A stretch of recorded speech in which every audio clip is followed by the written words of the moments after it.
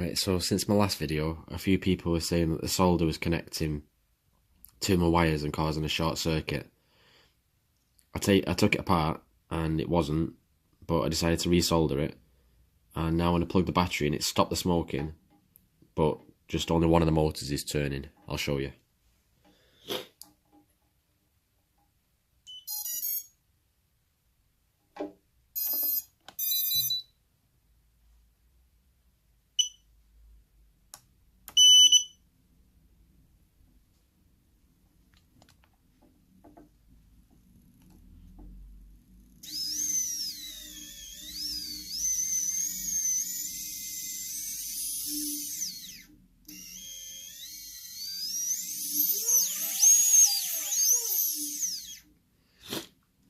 So if anybody can help me how to reset the motors so that they'll all turn, it'd be much appreciated.